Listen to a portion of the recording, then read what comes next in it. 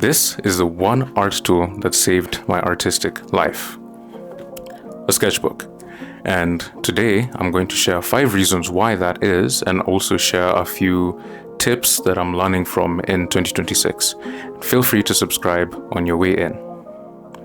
But before we begin, I want to talk about this specific sketchbook. So, as many of you may know, Sam Does Arts released a sketchbook last year, and he's one of my favorite artists, and I can attribute a lot of my coming into art to him. He's the one who inspired me to begin drawing in 2023, although I'd known him before then. And this sketchbook is one that he created. It's a very, very, very nice sketchbook.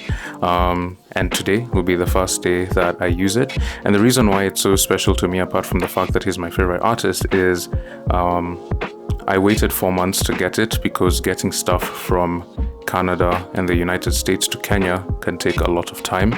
And so I had to wait long to get it.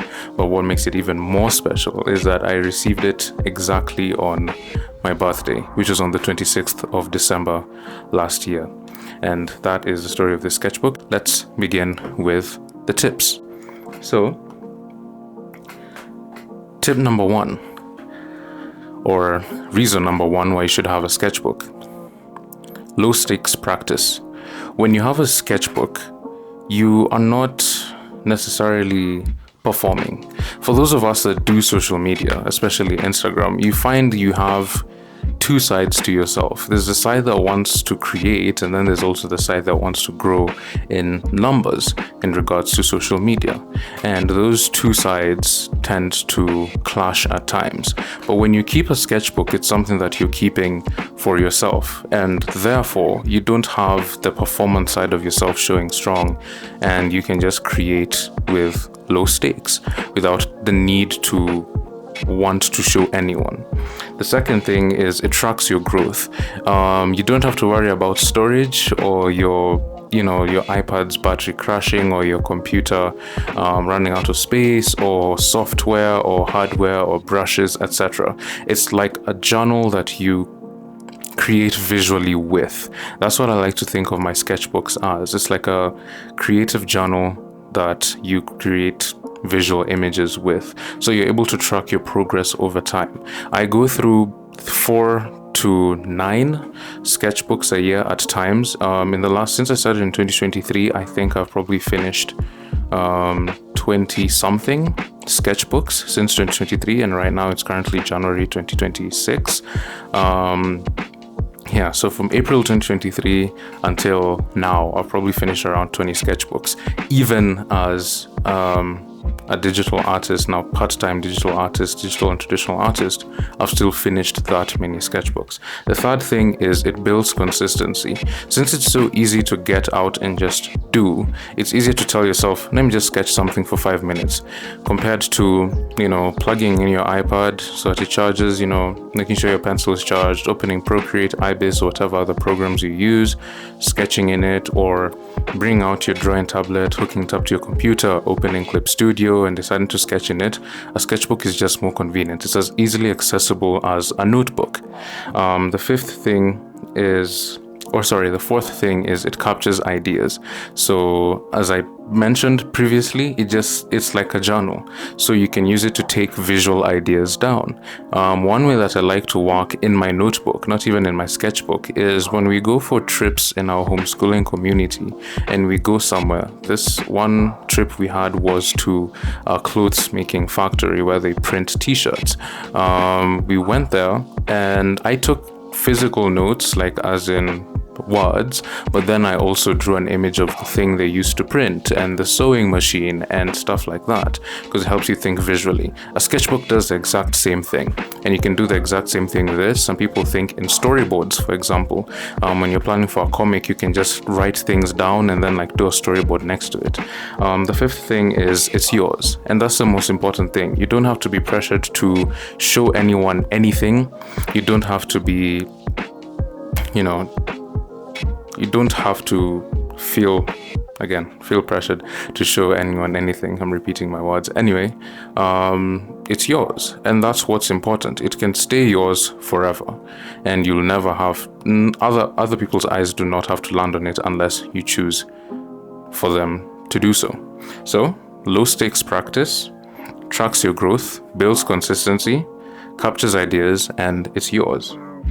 So now, these are 5 art tips that are helping me in 2026, and there's going to be a lot of 2026 art tip videos, some that I've already watched, of course, and I'd recommend you check those out because most of them are by far more experienced artists than I am, but I'm just learning as I go. So these are things that I'm actively practicing. The first one is draw more than you consume, and this is a really, really big one for me, especially last year. Where you can say, for every YouTube video I watch or for every few hours I spend on Instagram, I should draw something or draw 5 things. That's a lot, but still, the point is, we consume too much information, but that information won't make sense in our artistic lives unless we implement them somewhere. The second thing is don't skip fundamentals. I've mentioned this, I think, 2 or 3 times in previous videos, and it's been mentioned all over.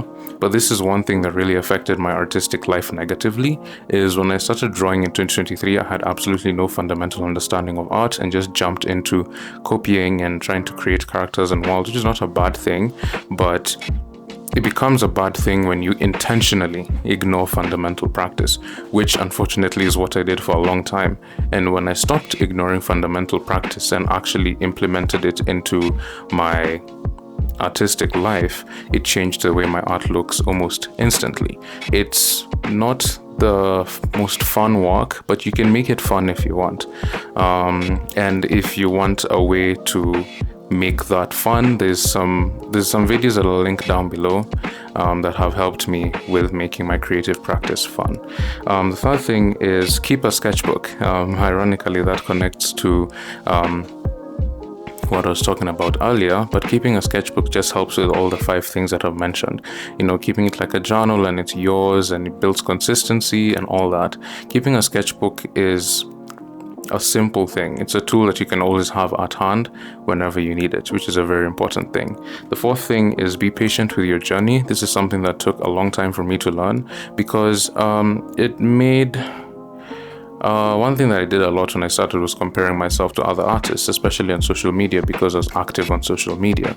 And that thing really killed me and made me have a lack of patience when it came to my creative practice.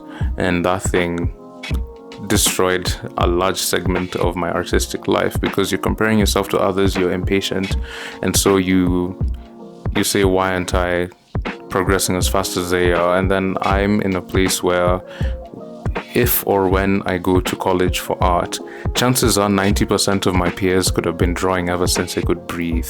And then I just come along and I've only been drawing since I was 16 years old, and you expect to be at the same level as them. So I think it's a matter of just accepting that your art journey is your own. Be patient with yourself, and don't compare yourself to others, as hard as it may be. You can compare yourself in a good way, whereas you want to aspire to be like someone and not looking down on your art. You can compare yourself in the sense that they're better than me, but I know because they came from somewhere, I can also get there.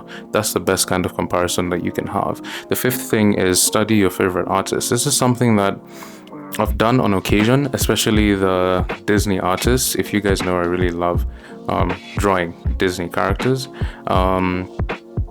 and studying them, especially Aaron Blaise, Glen Keane, Jin Kim, the 9 Old Men, even Walt Disney himself are some of my favorite artists to study, and even the modern Disney character designers that work on Lorcana cards, etc. Those are the kind of artists that I love studying from. And studying your favorite artists, not just one artist, but a myriad of artists, helps you build what we call style. And for me, I don't think I found my style, but you find ways to adapt to your creative problems, because creative work is solving issues, it's solving problems, it's transferring a reference into paper, and that's a step, that's a process, and your process can be influenced from very many different places, and then that process becomes your style. So your artistic style is the process in which you choose to create a certain piece of art. Whether you render a certain way, or you sketch a certain way, you use a certain brush, you prefer traditional to digital, all those different components, as well as artists you're learning from, contribute to what your style ends up being. And so, just like a recap, a sketchbook is the artistic tool that literally just saved my artistic life, because it's easy to access. You don't have to show anyone. And in regards to the tips that I just mentioned, draw more than you consume. Don't skip the fundamentals. Be patient with your journey. Keep a sketchbook and study your favorite artists. So I hope that you enjoyed this video. That's it from me for today. And yeah, feel free to leave your thoughts in the comments. Happy New Year. Welcome to 2026. Very glad that you're here. And I'd really like to know what you guys think. What's your favorite artistic tool? What do you guys enjoy creating? What are your goals for 2026? I mentioned my goals in a previous video. I'm just really grateful for you taking the time to watch this video. All links to my socials will be in the description below. And I'll see you guys in the next one. Take care and goodbye.